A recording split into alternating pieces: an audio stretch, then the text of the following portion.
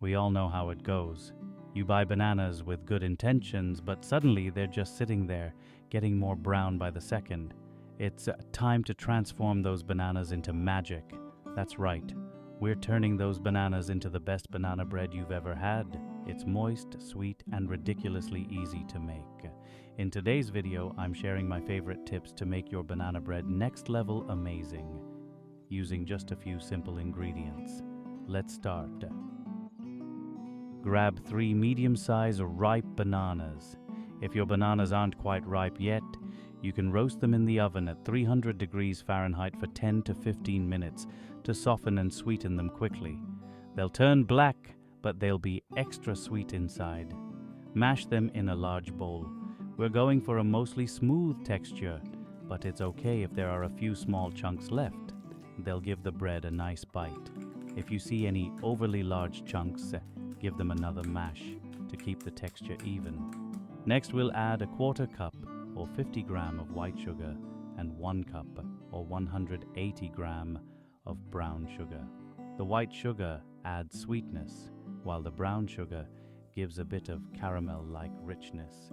If you prefer a deeper flavor, you can swap all the sugar for brown sugar.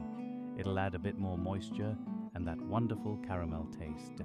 Now let's add 1/2 cup or 125 milliliters of melted butter and a 1/4 cup or 60 milliliters of vegetable oil to the mashed bananas. Using both butter and oil makes the bread extra moist, giving it a soft, tender crumb without making it greasy. If you want to make this recipe a little lighter, you can swap the butter for more vegetable oil or even try using coconut oil for a hint of extra flavor. Now crack in 2 large eggs.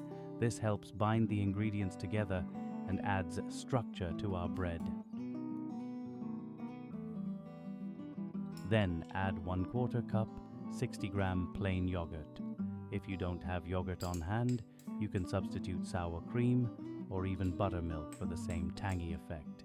It keeps the bread extra moist and tender. To enhance the flavor, just add 1 tablespoon vanilla extract.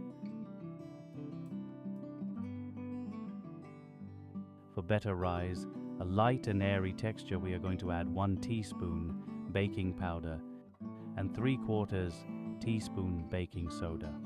Then add small amount, 1/2 teaspoon salt. You can prepare dry ingredients in a separate bowl and combine dry and wet ingredients together. Now, slowly add 2 cups or 240 grams all-purpose flour. If you're looking for a healthier option, you can swap half the flour with whole wheat flour or almond flour. It'll add a nice texture and nuttier flavor. Now let's combine the wet and dry ingredients. Gently fold the dry mixture into the wet ingredients, being careful not to overmix. You want to stop stirring as soon as you no longer see streaks of flour. Overmixing can lead to a tough banana bread. Remember, the batter should be lumpy and a bit thick. That's exactly what we want. If you overmix, the gluten in the flour will overdevelop, making your bread dense. You can customize your banana bread with add-ins like chocolate chips, nuts, or even dried fruits. If you like cinnamon or nutmeg, feel free to add a teaspoon of cinnamon for a warm, cozy flavor. Now that our batter is ready, pour it into the prepared loaf pan. Use a spatula to spread it out evenly. For a crunchy top, sprinkle a bit of extra brown sugar over the batter before baking. It'll give the crust a nice caramelized finish. Place the pan in the preheated oven, 150 degrees Celsius or 300 degrees Fahrenheit, and bake for 60 to 65 minutes.